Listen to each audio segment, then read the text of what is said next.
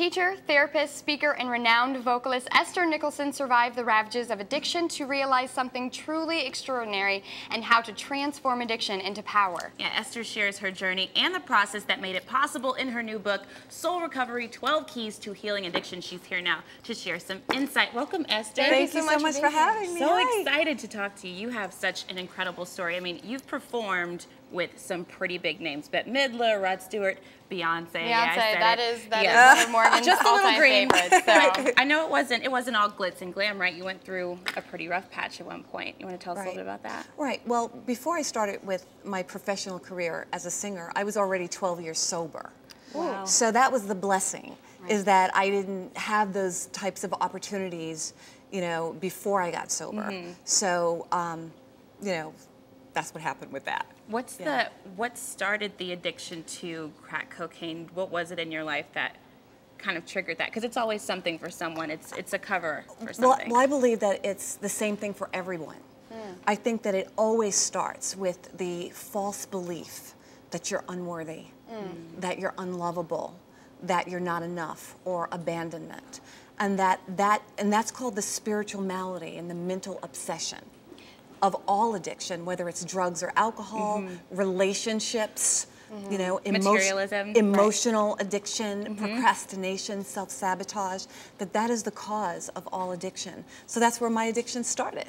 So how did you go from having this addiction, having these feelings of unworthiness, to how did you go from that to transform and find these 12 keys that you've discovered? Right. Well, I had to first fully commit to something that was higher and deeper and more expansive than what I had identified myself with for so long. And some people call that spirit, some people call that the universe, some people call that God, some people call it love, because there are some people that don't believe in God, and that's cool, you know. But you have to. But for me, I had to reconnect to the truth of who I was before I forgot who I was.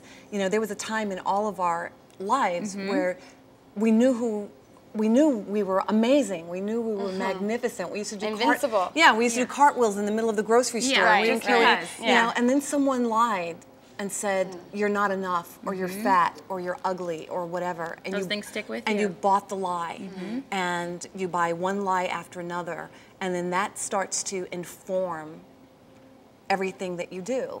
And for me, it created this insatiable hunger of addiction, you know, to drugs and alcohol, to men, to relationships. Was one of my biggest Was there a addictions. moment for you of clarity? Was there something that was like, okay, I have to stop doing this, I can't, or as Oprah calls it, the aha moment? Did you have I had a million aha moments, but I think my biggest aha moment was when I was on my way to the drug dealer's house and in a taxi, and he pulled over before he got to the neighborhood, and he turned around and he said to me, "Young lady, please don't kill yourself today." Ooh. And I knew in that instant that if chills. I continued on, I was going to die that day. That is so powerful. And I said, okay, well, I raged at him at first, but something within me said, "You want to live."